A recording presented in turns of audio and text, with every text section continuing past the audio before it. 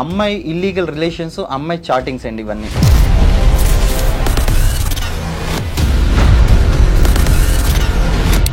మనోడి దగ్గర ఈ ప్రూఫ్స్ అన్ని కనుక లేకపోయి ఉంటే సొసైటీ అందరూ కూడా ఆ అమ్మాయిదే కరెక్ట్ అని చెప్పి నమ్మేవాళ్ళు. ఒక వ్యక్తిని డీఫేమ్ చేయడానికనో లేకపోతే వాళ్ళ మీద ఉన్న పర్సనల్ గర్జు తీర్చుకోవడానికో, నీకు నిజంగా కనుక అన్యాయం జరిగితే చట్టాలని మిస్యూజ్ చేస్తారు. డొమెస్టిక్ వైలెన్స్ చెప్తున్నాడు, సెక్సువల్ హెరాస్మెంట్ కూడా చెప్తున్నాడు. సో ఈ పాయింట్స్ ఒకవేళ కోర్టులో రేస్ చేస్తే అప్పుడు ఎటువంటి తీర్పు వచ్చే ఛాన్సెస్ ఉంటాయి? ఎవిడెన్స్ చాలా ఉంది. కోర్టులో కేసు నడుస్తుంది, ఇట్లా మీడియా ముందుకు వచ్చి మాట్లాడటము, ప్రూఫ్స్ అని సబ్మిట్ చేయడం కరెక్టేనా? ఎవరైనా ప్రతిసారి క్వశ్చన్ చేసి ఆమె చెప్తుంటే నువ్వు ఎందుకు చెప్పావు, నీ దగ్గర ఎవిడెన్స్ పెట్టుకుని ఎందుకు ఉంటున్నావు మీడియా కూడా ఎంకరేజ్ చేయొద్దు అంటున్నారా? ఇప్పుడు ఆమె మీడియాకు రావడం ద్వారా ఆ అమ్మాయి కలిగిన ఒక లాభం చెప్పమండి మాట. ఆమె ఒక పగ తీర్చుకోవడం తప్ప, లేకపోతే కక్ష సాధింపు తప్ప, ఒక ఎదుటి వ్యక్తి జీవితాన్ని నాశనం చేయడం తప్ప. చాలా ఇంటర్వ్యూస్ ఇచ్చింది సోషల్ మీడియాలో, రీల్స్ కానీ అంతా పెట్టుకుంటూ వచ్చారు. సో సోషల్ మీడియాలో జనాలకి ఏం చెప్తారు మీరు? పర్సనల్ విషయాన్ని మనం పబ్లిసైజ్ చేయడం ద్వారా నువ్వు ఒక పైశాచిక ఆనందం,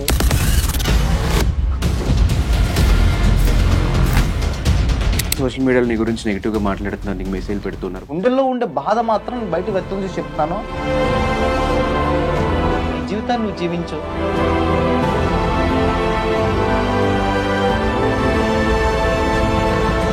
రవి వర్షన్ తెలుసుకున్నాం. సో ఇప్పుడు ఆయన లాయర్ నాగేశ్వరరావు గారి వర్షన్ కూడా ఒకసారి కనుక్కుందాం.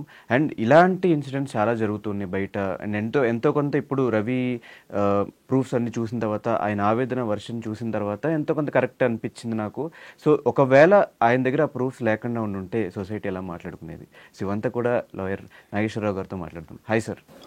Thank you so much sir for coming.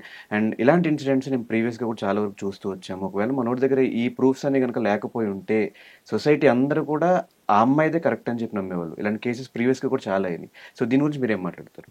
Divorce against wife divorce వేసుకున్నాడు. ఓకే, అది వేసి కూడా దగ్గర ఒక 1 year అయింది. సో ఈ డైవోర్స్ వేసుకున్న తర్వాత ఇప్పుడు ఇది మీడియాకి వచ్చింది జనరల్గా. ఓకే, ఇప్పుడు నేను అందరికీ ఇప్పుడు మీడియా ముఖంగా అందరికి నేను చెప్పగలిగేది ఏంటి అంటే, ఈ మధ్య కాలంలో ఏంటంటే ఒక పర్సనల్ విషయాల్ని ఒక వ్యక్తిని డీఫేమ్ చేయడానికనో లేకపోతే వాళ్ళ మీద ఉన్న పర్సనల్ గర్జు తీర్చుకోవడానికో, లేకపోతే అదొక ఏ రకమైన మనం అనలేం కానీ ఈ మీడియాకు పర్సనల్ విషయాలు ఇవి ప్యూర్లీ ఇవి పర్సనల్ ఇష్యూస్ ఇవి జనరల్గా. ఇప్పుడు మనం చాలా ఈ మధ్య కాలంలో పాపులర్ అయిన చాలా విషయాలు మనం చూస్తే, ఒకటి వైజాగ్లో నక్షత్ర ఇష్యూ కావచ్చు, తర్వాత రీసెంట్ గా రాజస్థాన్ లావణ్య ఇష్యూ కావచ్చు, తర్వాత ఇప్పుడు రవిది కావచ్చు, ఇంకా మధ్యలో కూడా చాలా వచ్చినాయి మనకు. మధ్యలో ఇంకా మనకు పేర్లు తెలియదు కానీ కొంతమంది యాంకర్లది వాళ్ళది కూడా చాలా మంది వచ్చినాయి. సో మనం చెప్పేది ఏంటంటే, ఈ దేశంలో ఎవరికన్నా అన్యాయం జరిగితే ఓకే వాళ్ళకి న్యాయం చేయగలిగేది కోర్టు ఒకటే. ఓకే, మరి ఎవరైనా సరే వాళ్ళకి అన్యాయం జరిగినప్పుడు వాళ్ళు కోర్టుకు వెళ్ళి పోడాల్సింది పోయి ఈ మీడియా కూడా కూర్చొని దాన్ని మీడియా ట్రయల్స్ అంటారు జనరల్. దీన్ని ఎవరిది తప్పు ఎవరిది ఒప్పు అనేది మీడియా ట్రయల్స్ అంటారు. ఓకే, ఈ మీడియా కూడా కూర్చొని ఒక వ్యక్తిని బ్లేమ్ చేయటం వల్ల వీళ్ళకి కలిగే లాభం ఏముంది ఎవరికైనా? ఇప్పుడు మిగతా కేసులు అంటే నాకు సంబంధం లేదు అనుకుందాం, ఎందుకంటే మిగతా దాంట్లో నేను అడ్వకేట్ని కాదు, నాకు సంబంధం లేదు. ఇప్పుడు ఈ కేసు తీసుకుందాం, రవి కేసు తీసుకుందాం. ఇప్పుడు నేను ఈ కేసుని నేను టేకప్ చేసిన. సో నీ వైపుగా నీకు నిజంగా కనుక అన్యాయం జరిగితే నువ్వు కోర్టులో ఆల్రెడీ మేము కేసు వేసినాము, ఆ కేసులో పోరాడు. ఒక వ్యక్తిని బ్లేమ్ చేయడానికి, లేకపోతే ఒక వ్యక్తికి ఉన్న పరపతినో లేకపోతే తనకున్న ఇమేజ్ని డ్యామేజ్ చేయడానికి నువ్వు ప్రయత్నిస్తున్నావు కదా, అది ఎవరి మీద ఎఫెక్ట్ పడుతుంది ఫైనల్గా? ఇప్పుడు ఇవాళ నీకున్న ఆవేశం కోసమో లేకపోతే నీకున్న ఆవేదనో, అది మంచో చెడో ఏదో ఉంది కదా, దాన్ని ఇవాళ నువ్వు తీసుకెళ్లి 10 మందిని కూడా పెట్టడం ద్వారా ఇప్పుడు గత కొన్ని రోజుల నుంచి ఇష్యూ నడుస్తుంది. సో ఈ అబ్బాయి ఎవరైతే ఉన్నారో నడుస్తున్నా కూడా ఏంది అంటే, పిల్లల్ని దృష్టిలో పెట్టుకొని ఇప్పుడు ఆ అమ్మాయి వెళ్ళింది కదా, నేను కూడా వెళ్తే రేపు పిల్లలు ఇదంతా రికార్డ్ అవుతుంది, సోషల్ మీడియాలో ఉంటుంది, ఎదుగుతున్న పిల్లలు ఉంటారు కదా, ఎదుగుతున్న పిల్లలు ఉన్నప్పుడు ఏమవుతుందంటే వీళ్ళ మీద అంతా ఇంపాక్ట్ పడే అవకాశం ఉంటుంది. బీయింగ్ ఏ ఫాదర్, నా కుటుంబం కదా నా పిల్లలు కదా అనే ఉద్దేశంతో ఆయన మౌనంగా ఉండడం జరిగింది.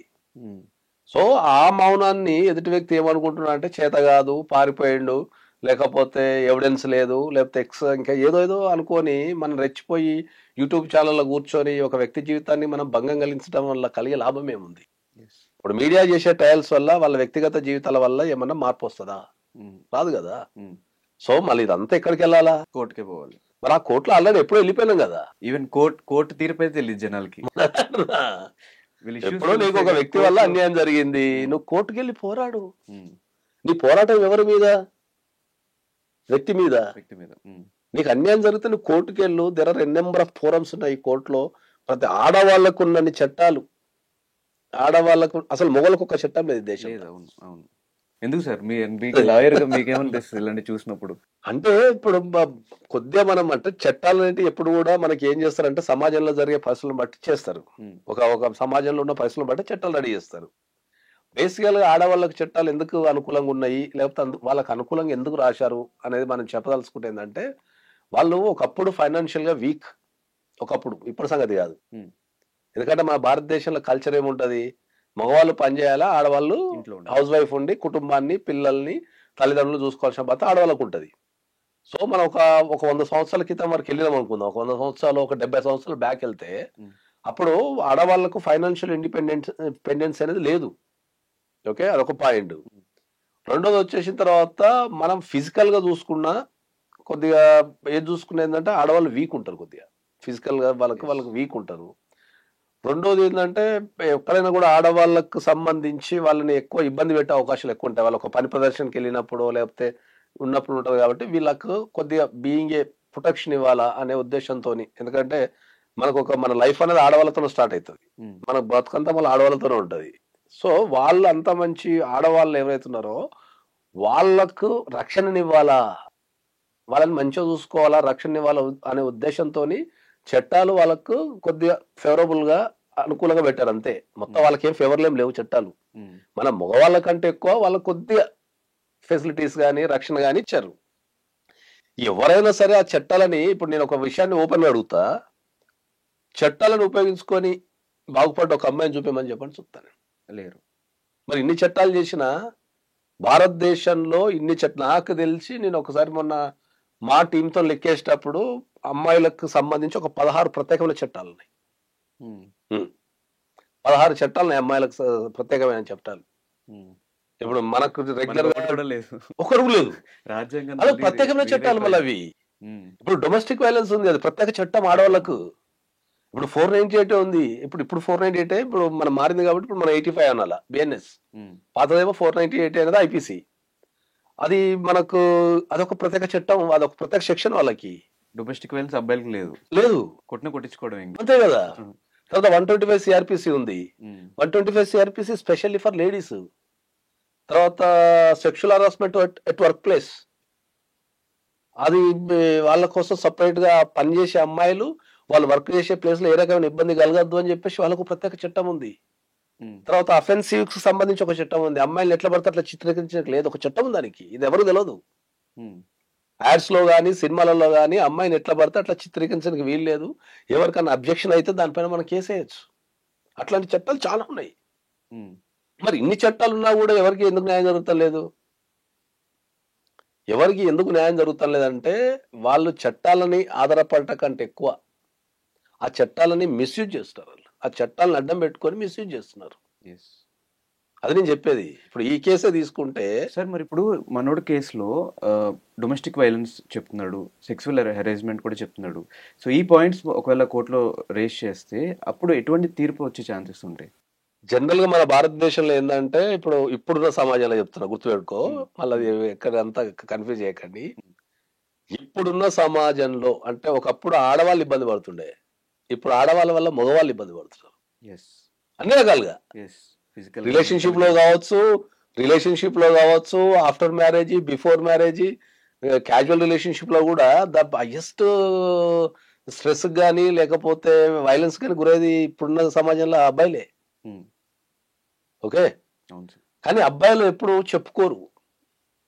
అర్థమైందా? అది ఎందుకు చెప్పుకోరు అంటే ఏంటంటే మనం చెప్పుకోవడం వల్ల సామాజికంగా కావచ్చు లేకపోతే కుటుంబ సభ్యుల మీద కావచ్చు, మరి ఇది కూడా హ్యాండిల్ చేయలేవా అని టైపులా అవతల వ్యక్తి నుంచి మనకు అవహేళన కానీ లేకపోతే ఇంకా రకరకాల కామెంట్స్ వస్తాయి. కాబట్టి మనం చెప్పుకోలేము. ఎందుకంటే ఇప్పటికీ ఈ సమాజంలో మనం మాట్లాడటానికి భర్తల్ని కొడుతున్న భార్యలు, భర్తల్ని కొడుతున్న భార్యలు కొన్ని వందల మంది ఉన్నారు, లక్షల మంది ఉన్నారు మన తెలంగాణలో. కొడతారు డైరెక్ట్, తెలుసా మీకు? తెలుసు సార్. కొడతారు, తర్వాత సెక్సువల్ హరాస్మెంట్ చేస్తారు, వాళ్ళని సెక్సువల్ పరంగా హరాస్మెంట్ చేస్తారు, సామాజిక పరంగా హరాస్మెంట్ చేస్తారు. మనకున్న ఒక అతిపెద్ద దరిద్రం ఏంటంటే, ఏమో నేను పట్టుకొని సింపుల్ గా నువ్వు పనికిరావు రాని సరిపోతుంది తెలుసా నీకు. ద సేమ్ డైలాగ్ మనం ఇక్కడ కొట్టలేము ఆడలకి. నువ్వు ఒక అమ్మాయి ఇప్పుడు మాకు ఎదురైన సమస్య చెప్తే, నువ్వు ఈ కేసు కాదు కానీ మాకు రెగ్యులర్ గా ఎదురైన సమస్యలు ఏమో తెలుసా? కొత్త పెళ్ళైన అమ్మాయి ఒక అబ్బాయిని బ్లేమ్ చేయాలంటే ఏం అవసరం లేదు తెలుసా? జస్ట్ ఒక 1 month తర్వాత బయటకు వచ్చేసి వీనికి మిషన్ పని చేయాలంటే కథమే అయిపోయింది. ఇంకా సింపుల్ అది కదా. ఇంకా ఇక ఒక మొగోని పట్టుకొని వీనికి ఇంపార్టెన్సీ ఉంది, వీడు సంసారానికి పనికిరాడు అని చెప్తే ఇక దాన్ని మించిన శిక్ష ఏముంటది? సో నేను అనేది ఏంటంటే, ఇప్పుడు ఈ అబ్బాయి ఇన్ని రోజులు ఎందుకు మౌనంగా ఉన్నాడు అంటే ఏంటంటే, సరే అవతల సైడ్ ఒక ఆడపిల్ల ఉంది. మన దగ్గర ఉన్న బ్యూటీ ఏంటంటే, మనం మళ్ళీ ఎన్ని దెబ్బలు తిన్నా సరే మళ్ళీ ఆడపిల్లలు గౌరవం ఇవ్వాల్సిందే మన దగ్గర. ఓకే, మన కల్చర్లో ఎప్పటి నుంచి కూడా నేర్పుతారు కాబట్టి ఎంత గొడవ అయినా ఏమైనా సరే మనం ఎక్కడో దగ్గర కొద్దిగా ఎమోషనల్ అవుతాం తప్ప ఓవరాల్ గా మళ్ళీ ఆడపిల్లలకు గౌరవం ఇస్తాం మనం. ఓకే, ఆ ఉద్దేశంతోనే ఆయన ఏంటంటే, ఆయన దగ్గర ఇప్పుడు ఎవిడెన్స్ చాలా ఉంది, అది బయట పెట్టడం 2 నిమిషాల పని. ఓకే, ఎవరైనా సరే ఇప్పుడు ఒక విషయం ఏంది అంటే, ఒక పిల్లిని కనుక మన రూమ్ లో బంధించి కొడితే ఊకుంటుంది, అది ఊకోదు అది. సార్ కానీ ఇట్లా ఒక పక్కన కోర్టులో కేసు నడుస్తుండే ఇట్లా మీడియా ముందుకు వచ్చి మాట్లాడటము, ప్రూఫ్స్ అని సబ్మిట్ చేయడం కరెక్టేనా? అవన్నీ చేయకూడదు జనరల్ గా. ఏంటంటే ఒక మన కోర్టులో కేసు ఉన్నప్పుడు ఏంటంటే మనం కోర్టు పరంగా చూసుకోవాల్సింది తప్ప ఈ మీడియా ముందుకు వచ్చి అన్ని చేయడం అనేది తప్పు. ఇంతసేపు నేను మాట్లాడేది అదే. నీకు మీడియా ఎక్కడ కూడా న్యాయం చేయదు. ఇప్పుడు మన మీడియాని కూడా తప్పు పట్టలేం. ఒక ఇష్యూ ఎక్కడ దగ్గర రేజ్ అవుతుంది, ఆ రేజ్ అయినప్పుడు ఏంది, ప్రతి దగ్గర కాంపిటీషనే ఉంది. ఇప్పుడు ఒకరు ఇచ్చారు కాబట్టి ఇంకోళ్ళు ఇవ్వాలంటాడు అంతే. ఎందుకంటే బతుకుతారు అందరిది, ఫైటింగ్ ఫర్ ఎగ్జిస్టెన్స్ అంట మనం దాన్ని. ఓకే, ఇప్పుడు ఒకడే కవర్ చేసుకుంటావు అనుకో, నేను తక్కువ అని వీళ్ళు కవర్ చేస్తారు. సో మీడియా పని మీడియా చేస్తుంది. మరి వీళ్ళు ట్రయల్స్ అంతా వీళ్ళే చేసేస్తున్నారు. మీడియా ట్రయల్స్ ఇప్పుడు అన్ని, ప్రతి కేసు మీడియా ట్రయల్సే. సో మీరు చాలా డివోర్స్ కేసెస్ టేక్ ఓవర్ చేశారు అండ్ చాలా గెలిచారు. సో అందులో ఎక్కువ అబ్బాయిలకు ఫేవర్గా ఉన్నాయా, అమ్మాయిలకు ఫేవర్గా ఉన్నాయా మీరు చూసి? అంటే స్వతహాగా నేను అబ్బాయిలకు అమ్మాయిలకు అంటే ఏముండదు మనకు. బీయింగ్ అడ్వకేట్ ఏముంటది అంటే ఏంటంటే, బీయింగ్ అడ్వకేట్ మనకు ఆడవాళ్ళు వచ్చినా మగవాళ్ళు వచ్చినా మనం ప్రొఫెషనల్ ఫీజు తీసుకుంటాం కాబట్టి then we need to fight for them. That is the advocacy. So ఎక్కువ మనకు కేసులు అయితే 2 రకాలు ఉన్నాయి ఇప్పుడు దీంట్లో మనకు. కానీ ఎక్స్ట్రీమ్ గా మీడియాకు వచ్చి ఒక వ్యక్తిని ఇబ్బంది పెట్టడం ఎందుకు అనేది మనం అడుగుతున్నాం దాన్ని. ఇప్పుడు నేను చాలా వరకు ఆయన ఆపినా కూడా, ఎందుకు మనం మీడియాకు వద్దులే పోనీ ఆమె చెప్పుకొని అని చెప్తాం. కానీ ఇప్పుడు సామాజికంగా ఏమైందంటే, ఈయన చాలా మందికి తెలుసు. ఓకే, ప్రపంచవ్యాప్తంగా మిమిక్రీతోని ఆయనకు అభిమానులు ఉన్నారు, అభిమానించే వాళ్ళు ఉన్నారు, ఫ్రెండ్ సర్కిల్ ఉంటారు. ఎవరైనా ప్రతిసారి క్వశ్చన్ చేసి ఆమె చెప్తుంటే నువ్వు ఎందుకు చెప్పవు, ఆమె చెప్తుంటే నువ్వు ఎందుకు చెప్పవు, నీ దగ్గర ఎవిడెన్స్ పెట్టుకుని ఎందుకు ఉంటున్నావు, ఎందుకు డిప్రెషన్ లో పోతున్నప్పుడు ఆయన కూడా రాక తప్పటం లేదు. సో దానివల్ల ఇప్పుడు మీడియా ట్రయల్స్ ఆల్రెడీ పెండింగ్ ఉన్న కేసు. ఇప్పుడు మనం అందుకే ఏం చేస్తున్నాము, చాలా మందికి తెలియని విషయం ఇప్పుడు నేను చాలా మందికి తెలియని విషయం చెప్తా. చాలా మంది చట్టాల మీద అవగాహన లేక వాళ్ళ జీవితాలని ఖరాబ్ చేసుకుంటారు. ఫస్ట్ మరి చట్టాల మీద అవగాహన అంటే ఏంటి అంటే నేను చెప్తా. ఇప్పుడు మనం ఎవరన్నా వ్యక్తి, ఇప్పుడు ఒక నేరం జరిగినప్పుడు ఎవరైనా నన్ను అరెస్ట్ చేస్తారనే అవకాశం ఉన్నప్పుడు మనం వెళ్ళి కోర్టుకి వెళ్ళి యాంటిసిపేటరీ బెయిల్ తెచ్చుకుంటాం. అలా నేరం జరిగిందంట, ఆ నేరానికి నాకు సంబంధం లేదు, నన్ను పోలీసు వాళ్ళు అరెస్ట్ చేసే అధికారం ఉంది కాబట్టి నన్ను అరెస్ట్ చేయకుండా నాకు ఆర్డర్ ఇవ్వండి అని చెప్పి మనం కోర్టుకి వెళ్తాం. కోర్టుకి వెళ్ళినప్పుడు ఏమవుతుంది, నేరారోపణలు చూసేసి ఉన్నాయా లేవా చూసి కోర్టు ఏం చేస్తా అంటే, ఈ వ్యక్తికి సంబంధం లేనట్టుంది, సో ఈయన వచ్చినప్పుడు మీరు అరెస్ట్ చేయొద్దు, మీరు అరెస్ట్ చేసే అధికారం మీకు లేదు అని చెప్పి కానీ, అరెస్ట్ చేయొద్దని కానీ మనకు కోర్టు ఆర్డర్ ఇస్తుంది. దాన్ని యాంటిసిపేటరీ బెయిల్ అంటాం. ఇప్పుడు లేటెస్ట్ ఇష్యూస్ లో ఏంటంటే, ఎవరైనా సరే ఒక సెలబ్రిటీ కావచ్చు, ఒక సమాజం చేత గుర్తించబడ్డ ఏ వ్యక్తి అయినా కావచ్చు, అతని మీద ఎదుటి వ్యక్తులు మీడియాకి వెళ్ళే అవకాశం ఉంది అనుకున్నప్పుడు కోర్టు నుంచి మీరు రిస్ట్రైట్ ఆర్డర్ తెచ్చుకోవచ్చు. తెలుసా మీకు? ఎవరు తెలియదు ఇది. ఎందుకంటే స్వయంగా నేను 2 కేసులలో ఒక 2 ప్రముఖ ఛానల్ కి ప్లస్ ఒక ప్రముఖ వ్యక్తికి నేను స్వయంగా కోర్టుకి వెళ్ళి 2 ఆర్డర్స్ తెచ్చిచ్చిన. ఈ ఫలాని వ్యక్తికి ఈ వ్యక్తి మీడియాకి వెళ్ళే అవకాశం ఉంది కాబట్టి ఆ వ్యక్తి మీడియాకి వెళ్లకుండా యూట్యూబ్ ఛానల్స్ కావచ్చు, శాటిలైట్ ఛానల్స్ కావచ్చు, ప్రెస్ మీట్స్ కావచ్చు, ఎనీ సమావేశం కావచ్చు, ఇంక్లూడింగ్ వాట్సాప్, ఎనీ ప్లాట్ఫామ్ మీద ఎక్కడ కూడా నా గురించి మాట్లాడడానికి లేదు. వాళ్ళకి ఏమన్నా ఇబ్బంది ఉంటే they can proceed legally, but they cannot publicize. అదే ఆర్డర్ తెచ్చుకోవచ్చు మనం ముందే. ఆ ఆర్డర్ కనుక తెచ్చుకున్నాం అనుకో, ఇంకెవరు మన మీద మీడియాకి వెళ్ళడానికి లేదు, మీడియా సంస్థలను ప్రశ్నించడానికి లేదు. ఇప్పుడు ఈ ఆర్డర్ మీద ఎంతమందికి అవగాహన ఉంది? ఎవరికి లేదు. ఉంటే ఎవరికి లేదు. అంతమంది మీడియా ముందుకే రారు ఫస్ట్. నేను అదే అంటున్నా, ఇది పర్సనల్ ఇష్యూస్. మీడియాని మనం ఎప్పుడు ఆపం, ఎందుకంటే మీడియా అంటే గౌరవం, మీడియా అంటే అన్ని ఉన్నాయి. కానీ మీడియాకి వచ్చరికి ఏంది, సామాజిక బాధ్యత అనేది ఒకటి ఉండాలా. ఇప్పుడున్న మనకు కాంపిటీషన్ వాళ్ళు ఇంకా సామాజిక బాధ్యత ఏముంటది? అంత ఉరుకుడు పరుగుల జీవితమే కాబట్టి, ప్రతి ఒక్కటి కాంపిటీషనే కాబట్టి దాని వేరే చెడిపోయేది, అంటే దానికి లిమిట్ అనేది వెళ్ళిపోయింది. సో మీడియా కూడా ఇది పర్సనల్ ఇష్యూని ఇంత సెన్సేషనల్ చేయాల్సిన అవసరం ఏముంటది? ఇప్పుడు నేను అనద్దు, అది మంచో చెడునో తెలియదు. ఇప్పుడు ఒక లావణ్య రాస్తారని కేసు ఉంది అనుకుందాం. అట్లాంటి కేసులు రాష్ట్ర వ్యాప్తంగా రోజుకి ఎన్ని అవుతాయి మీకు తెలుసా? వాళ్ళు ఫేమస్ కాబట్టి వాళ్ళ గురించి, వాళ్ళు ఫేమస్ అయిన మనుషులే కదా బా, దే ఆర్ ఫేమస్ మనుషులే కదా. వాళ్ళకి అదే చట్టం ఉంటది కదా, అదే కాన్స్టిట్యూషన్ కదా, అదే రాజ్యాంగం కదా, అదే పోలీస్ స్టేషన్ కదా. బట్ ఒక ఇన్ఫ్లుయెన్సర్ కదా సార్, రాస్తున్న పర్సన్ ఇలా చేస్తున్నాడు ఇద్దరు సపోర్ట్ చేస్తాను. నేను మీడియా పాత్ర జనరల్ గా అడుగుతున్నా, సెన్సేషన్ గురించి అడుగుతున్నా. ఇక్కడ రాజస్థాన్ తప్ప లేకపోతే లావణ్య తప్ప అని మాట్లాడతాను నేను ఇక్కడ. నేను కూడా ఇక్కడ ఏంటంటే, మనం ఇక్కడ వచ్చిన సమావేశం మనం రవి గురించి వచ్చినాం. రవి గురించి వచ్చే క్రమంలో మనం ఏం చెప్తున్నాం అంటే ఏంటంటే, ఈ లేడీస్ ఎవరైతే ఉన్నారో వీళ్ళు ఎక్కువ మీడియాకు పోతున్నారు. ఒక కామన్ వ్యక్తి కాడ నుంచి స్టార్ట్ అయ్యి, ఇప్పుడు మనకు ఈ ఒక్క కేసు పక్కన పెడితే చాలా చిన్న కేసులు కూడా, ఇంట్లో పెళ్ళమ్మూలు కొట్లాడుకున్న కేసులు కూడా తీసుకొచ్చి మీడియాలు కూర్చోబెట్టి ఇంటర్వ్యూలు తీసుకోవటము, దానిపైన ఇంటి మూడ పోయి ధర్నా చేసినప్పుడు కవరేజీలు చేయటము అనేది, ఇది భార్యాభర్తల ఇష్యూలలో. ఇప్పుడు జనరల్ ఒక రేప్ కేసు జరిగింది, ఒక సమాజానికి సంబంధించి రేప్ కేసు జరిగింది, లేకపోతే ఒక సమాజం సంబంధించి జరిగింది అన్నప్పుడు మీరు ఎంత కవరేజ్ నేర్చుకోవచ్చు, అది టు ద పబ్లిక్ ఇవ్వాల్సిన అవసరం మీకు ఉంటుంది, మీరు ఇవ్వాలా యాజ్ ఎ మీడియా, ప్లస్ ప్రజలు తెలుసుకోవాల్సిన అవసరం ఉంటుంది. ఇవన్నీ పర్సనల్ ఇష్యూస్ కదా. ప్రతి కుటుంబంలో, ప్రతి రిలేషన్షిప్ లో గొడవలు లేకుండా ఏ రిలేషన్షిప్ ఉండదు. ఎవరన్నా 100% మేము గొడవలు లేకుండా రిలేషన్షిప్ లో, అది వైఫ్ అండ్ హస్బెండ్ కానీ ఎనీ రిలేషన్షిప్ కానీ ఉన్నారు అంటే ఇక దానంతా బక్వాస్ అనేది ప్రపంచం లేదు. మీడియా కూడా ఎంకరేజ్ చేయొద్దు అంటున్నారా? లేకపోతే ఎంకరేజ్ చేద్దాం ఎవడు వింటాడు? ఇప్పుడు నేను కోర్టులో కేసు పెట్టామంటే అది మినిమం తెచ్చుకోమని చెప్తున్నా అందరికి. నేను కామన్ వ్యక్తి కూడా ఏంటంటే, కామన్ వ్యక్తి కూడా వెళ్ళి తెచ్చుకోవచ్చు అని చెప్తున్నా. నేను లీగల్ నాలెడ్జ్ ఇస్తున్నా. నీకు ఎదుటి వ్యక్తి మీడియాకి వెళ్ళే అవకాశం ఉంది, లేకపోతే ఎదుటి వ్యక్తి వచ్చి దౌర్జన్యంగా నా ఇంట్లో కూర్చునే అవకాశం ఉంది, ఎదుటి వ్యక్తి మీడియాకి వెళ్ళి నాది ఇమేజ్ డ్యామేజ్ చేసే అవకాశం ఉంది అన్నప్పుడు అట్లాంటి ఆర్డర్ తెచ్చుకుంటే ఇంకా మీడియాకి వెళ్ళాల్సిన అవసరం రాదు అని చెప్తున్నా. మన మీడియాని ఒక దగ్గర ఆపలేం కదా. ఇప్పుడు మీడియా అనేది విస్తృతం అయిపోయింది కదా, ఎవరిని ఆపలేం. వాళ్ళ వర్షన్ ఏంటో మనం తీసుకోకుండా ఉండలేము ఎవరు. అదే అంటున్నా, అందుకనే కాబట్టి వీళ్ళు ఆర్డర్ తెచ్చుకున్నారు. వర్షన్ అంటే కోర్టులోకి వెళ్తే 3 years 10 years 15 years టైం పట్టేస్తుంది. మీడియాకి వెళ్తే జనాలకు ఒక క్లారిటీ వచ్చేస్తుంది. జనాలకు వచ్చే క్లారిటీ వల్ల పార్టీలకు కలిగే లాభం ఏముందండి? ఇవాళ నేను ఆల్రౌండర్ రవి గురించో మాట్లాడదాము. ఆయన చాలా కష్టపడి పైకి వచ్చిండు.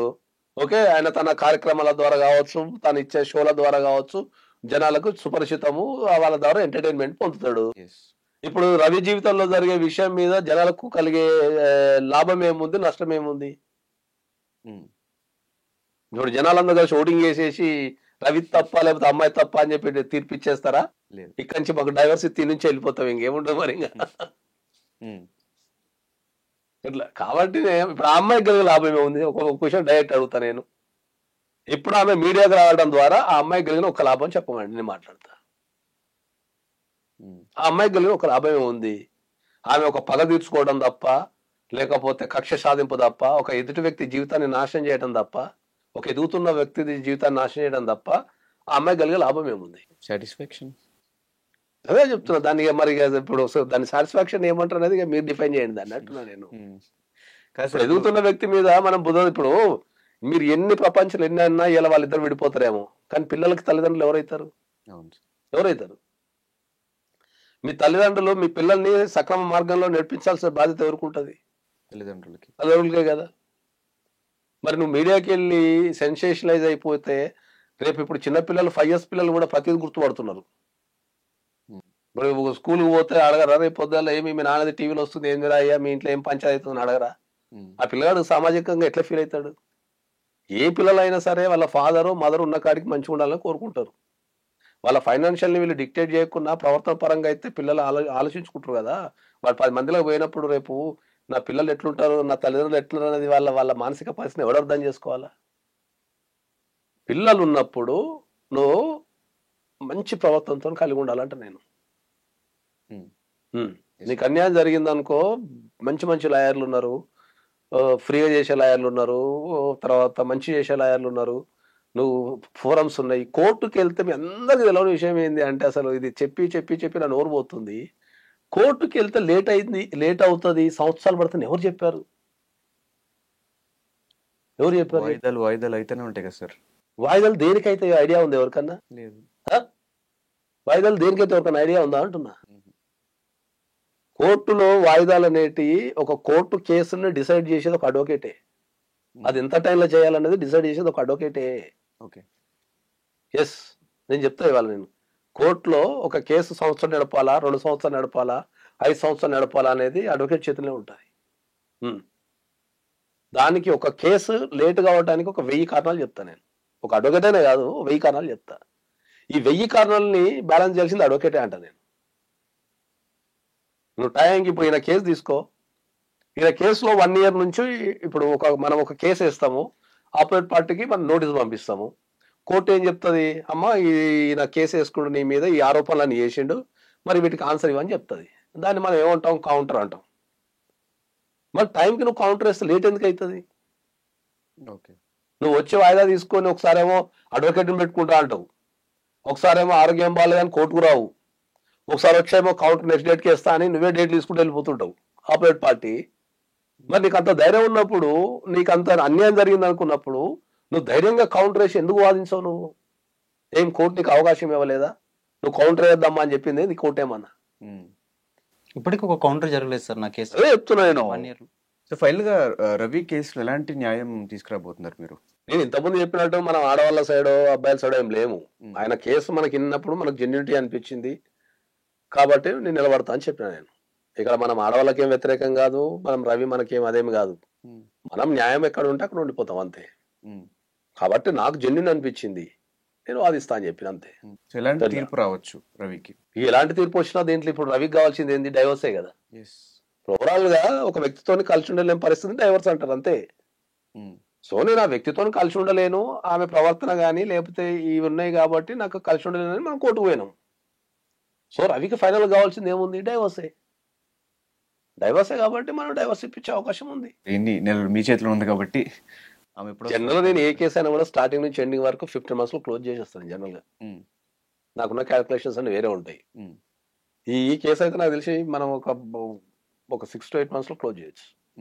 అండ్ మీడియాలో రీసెంట్ టైమ్స్ లో ఆమె చాలా వీడియోస్, ఇంటర్వ్యూస్ ఇచ్చింది, చాలా సోషల్ మీడియాలో రీల్స్ గానీ అంతా పెట్టుకుంటూ వచ్చారు. సో సోషల్ మీడియాలో జనాలకి ఏం చెప్తారు మీరు ఫైనల్ గా? ఏమని? ఇవంతా చూసి ఒక వర్షనే వినేసి దాన్ని నమ్మేసి నేను అందరికి చెప్పేది ఏంటంటే, పర్సనల్ విషయాలు ఎప్పుడు కూడా మీరు సోషల్ మీడియాకి రావద్దనే చెప్తా. ఫస్ట్ చెప్పేది ఏంటి అంటే, ఎంత పెద్ద అయ్యానని నేను చెప్తా చాలా జాగ్రత్తగా. మనుషులందరూ ఒకటే ఉంటారు, అది ఎంత పెద్ద కుటుంబం అయినా సరే, ఎంత నార్మల్ కుటుంబం అయినా సరే. ఇప్పుడు రవి ఇష్యూ తీసుకుంటే ఈ దేశంలో సెన్సేషనల్ విడిపోయిన కేసులు ఏం లేవా? సెన్సేషనల్ కుటుంబాలు విడిపోయిన కేసులు ఏం లేవా?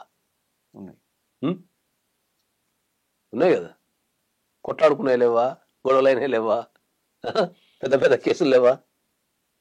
ఉన్నాయి కదా. మరి ఒక 2 వ్యక్తులు కలిసి ఉండలేని పరిస్థితిని మనం డైవర్స్ అంటాం, అది కోర్టుకు వెళ్తాం, కోర్టులో వేసుకుంటాం. నీ దమ్ము ఉంటే, ధైర్యం ఉంటే, నీ దగ్గర నిజాయితీ ఉండి న్యాయం అనుకుంటే కోర్టుకెళ్ళి కొట్లాడమని చెప్తా నేను.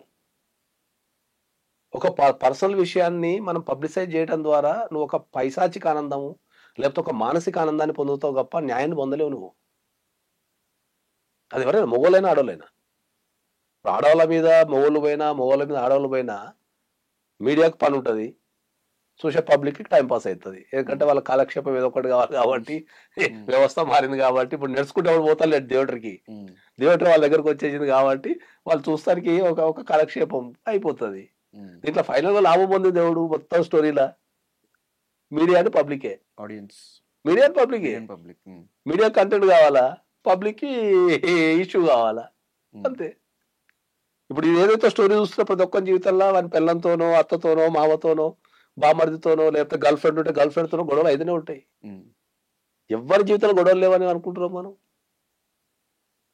కాబట్టి నేను చెప్తున్నా, పర్సనల్ విషయాలు ఏమున్నా సరే మీడియాకి ఎక్కకండి అని చెప్తాను. అందరి జీవితాలలో ఉన్న ఇష్యూలే ఉంటాయి, అవి కొత్తగా ఏమి ఉండవు. ఇంకా పిల్లలు ఉంటే అసలే రావద్దని చెప్తాను నేను. పిల్లలు ఉంటే అస్సలు, ఇంకా పిల్లలు లేకపోతే అన్నా సరే కొద్దిసేపు టైం పాస్ అవుతుంది, జనాలకు కూడా బోర్ కొడుతుంది, మీడియా కూడా బోర్ కొడుతుంది, కాబట్టి కొద్దిసేపు ఏదో ఇంట్రెస్టింగ్ ఉంటుంది వింటాం. కానీ పిల్లలు ఉంటే ఇంకా అసలే రావద్దు. ఎందుకంటే మన జీవితాల కంటే ఎక్కువ ఎక్కడైనా సరే ఈ మన మానవ జీవితంలో త్యాగాలు అన్ని పిల్లల కోసం చేస్తాను. ఎక్కడ కుటుంబం అంటేనే పిల్లలు అంటేనే త్యాగం, అంతే. ఇక మనం పిల్లల కోసం చాలా మంది తల్లులు కానీ తండ్రులు కానీ కడుపు చంపుకుంటాము, మన ఆశలు చంపుకుంటాము. ఓకే, ఇప్పుడు నా దగ్గర ఒక 10 లక్షలు ఉంది, పిల్లగాడు కాలేజ్ ఫీజు కట్టాలా, నాకు ఇక్కడ ఒక కోరిక ఉంటుంది, కానీ నేను త్యాగం చేసేస్తా. అరే పిల్లగాడు కదా, ఒక 10 లక్షలు కట్టాలి కదా అంటాం. లేదు, మన దగ్గర రూపాయి లేదు, పిల్లగాడు ఉంటాడు ఇంట్లో, పిల్లు ఉంటుంది, ఆడపిల్ల ఉంటుంది, అరే బంగారం కొనుక్కోవాలనో, బట్టలు మంచిగా వేసుకోవాలనో, మంచి స్కూల్లో చదివించాలని ప్రతి తల్లిదండ్రులు కోరుకుంటుంది. మీరు వీటి మీద ఎక్సర్సైజ్ చేయకుండా పోయి మీడియాలో కూర్చొని మీరు వాళ్ళకి ఏం బహుమతి ఇస్తున్నారు మీరు? అంటే మీ నాన్నమ్మ అమ్మ ఇది కాబట్టి ఇప్పుడు ఆమె ఆరోపణలు వేయాలా, మనం ఆరోపణలు వేస్తే ఒకసారి కామెంట్స్ ఉంటాం, 2 సార్లు కామెంట్స్ కూడా, 3 సార్లు, 5వ సారో 6వ సారో మనం అయితే మళ్ళీ లేచి కౌంటర్ వేయాల్సిందే కదా. ఇప్పుడు ప్రతి కౌంటర్ వేసుకుంటా పోవటం వల్ల ఏం ఉపయోగం ఉంది? మీడియాలో రికార్డ్ అవుతుంది, పోతూనే ఉంది అది. ఇంకా ఇవన్నీ మళ్ళీ మీడియా డిలీట్ చేసుకుంటూ కూర్చుంటుంది. సో ఫైనల్గా రవి, ఎలాంటి న్యాయం కోరుకుంటున్నావు, ఎలాంటి న్యాయం ఎక్స్పెక్ట్ చేస్తున్నావు? ఎవరైతే సోషల్ మీడియాలో నీ గురించి నెగిటివ్గా మాట్లాడుతున్నారు, నీకు మెసేజ్ పెడుతున్నారు, వాళ్ళకి ఏం చెప్దాం అనుకున్నాను? నేను ఇన్ని రోజులు ఆ మెసేజ్ల ద్వారా, అంటే నేను అందరూ అట్లా కొంతమంది ఆ మీడియా వాళ్ళు కూడా తెలియకుండా, కొన్ని మీడియా ఛానల్ అయితే కొంతమంది అయితే కనుక రవికి 2వ పెళ్లి, రవికి ఆల్రెడీ మొదట పెళ్లి అయిపోయింది అంటే అమ్మ అసలు ఏం చూపించాల, షోస్ చూపించాల, ప్రూఫ్స్ లేవు, ఏమి లేకపోయినా కూడా విపరీతం థంబ్లైన్స్ పెట్టడం. నాకు వచ్చే మెసేజ్లు లిటరల్గా చెప్పాలంటే ఒక ఆడపిల్లగా మనం ఆడలేం, మగవాడికి అంత స్ట్రాంగ్ కాబట్టి ఆడంత ఆడవాడు, కానీ గుండెల్లో ఉండే బాధ మాత్రం బయటకు వ్యక్తం చేసి చెప్తున్నాను. దయచేసి ఇలాంటి పూర్తి విషయాలు, ఇటువంటి ఆధారం లేకుండా ఎవరైనా వచ్చి మీడియా ముందు ఏడ్ చేసి నటించేస్తే అదే నిజాలు అనుకొని ఒక వ్యక్తిని దయచేసి జడ్జ్ చేయకండి. దయచేసి వాస్తవాలు నిజాలు తెలుసుకోండి. సో నేనేంటంటే వెనకాల నా ఫ్యామిలీ, మా అమ్మ ఎంత బాధపడతారో ఆవిడ బాధను తట్టుకోలేక నేను బయటకు వచ్చినా తప్ప ఒకళ్ళని తప్పు చేయాలనో ఒకళ్ళని ఏదో చేయాలని నేను రాలేదు. అండ్ నేను ఆ అమ్మాయి తప్పు చేస్తూ ఈరోజు నన్ను తప్పుడు వ్యక్తిగా చిత్రీకరించింది. ఎవరు ఏంటో తెలుసుకున్నారు కదా. ఆ అమ్మాయి ఎక్కడికి వెళ్ళినా సరే అమ్మాయి మాటలు నేను ఆధారాలతో సహా చూపించాను. Voice calls and video calls and messages and new video calls and మొత్తం A to Z రికార్డ్స్ సహా ఒకరితో కాదు 4గురితో తను ఉంటూ నేను 15-20 మందితో ఇట్లా ఉన్నానని చెప్పేసి నేను ఒక వ్యభిచార్ లాగా, ఒక మోసగాళ్ళలాగా సమాజంలో చిత్రీకరిస్తే కష్టపడి పైకి వచ్చాను కదండి, తట్టుకోలేకపోయాను. ఎక్కడికి వెళ్ళాలో చూస్తున్నారు. దయచేసి వాస్తవాలు మీరు తెలుసుకున్నారు కాబట్టి నేనేంటంటే కనుక ఇన్ని రోజులు కూడా ఎక్కడ కూడా నేను బయటకు రాలేదు. ఆ అమ్మాయి మీడియాకి ఎక్కింది, ఆ అమ్మాయి నా ఫ్యామిలీ మీద 498A సెక్షన్స్ పెట్టింది, ఆ అమ్మాయి బయటకు వచ్చింది, ఆ అమ్మాయి దాడులు చేసింది, ఆ అమ్మాయి నా ఫ్రెండ్, క్లోజ్ ఫ్రెండ్ కి నాకు అక్రమ సంబంధాలు అంటకట్టి ఆ అమ్మాయిని చెడ్డ చేసింది, ఆ అమ్మాయి ఇంటి మీద దాడులు చేసింది, నా మీద హత్యా ప్రయత్నాలు చేసింది. ఇవేంటి ఆధారాలు? ఎవరు వచ్చారండి? సంవత్సరం పాటు కోర్టులో అట్లీస్ట్ ఒక కౌంటర్ కూడా నువ్వు ఇవ్వలేని దానివి, ఆన్సర్ చెప్పలేని దానివి, ఈ రోజు మీడియా దగ్గరకు వచ్చేసి ఎందుకు వెళ్తున్నావు అంటే దానికి గల కారణం ఒక బిగ్ షోలోకి నేను ఇంటర్వ్యూకి వెళ్ళి సెలెక్ట్ అయిన విషయం నీకు తెలిసి ఉంటుంది. నా రెప్యుటేషన్ తీయడం కోసం చెట్టు పేరు చెప్పుకుని ఆ కాయల్ని అమ్ముకునే నువ్వు ఈరోజు నా పేరును ఉపయోగించుకుని మార్కెట్లో నువ్వు ఒక సానుభూతి పొందడానికి, ఒక ఫేమ్ అవ్వడం కోసమో దయచేసి ఇలాంటి చేయబాకు. నీ జీవితాన్ని నువ్వు జీవించు, నా పిల్లలు నాకు ఇచ్చేసే. ఎందుకంటే మొదటి పిల్లలాగా ఆ పిల్లల జీవితం కూడా ఇట్లా అయిపోయింది. నేను కోరుకునేది అదే. నేను చక్కగా పెంచుకుంటా, నాకు వేరే ఆలోచనలు ఏం లేవు, నా పిల్లల్ని నేను చక్కగా చూసుకుంటా. దయచేసి నీ లైఫ్ నువ్వు ఉండు. నేను ఏదున్నా సరే కనుక చట్ట ప్రకారంగానే లీగల్గానే 1 year నుంచి ఫైట్ చేస్తున్నాను తప్ప నీ మీద ఎటువంటి దాడులు నేను చేయలేదు, నీతో ఇప్పుడు మీడియా ముందుకు రాలేదు నీ గురించి. సో నేను అదే కోరుకునేది. నేను I fight for justice, I fight for న్యాయం కోసం నేను పోరాడతాను అంతే. Yes, thank you so much.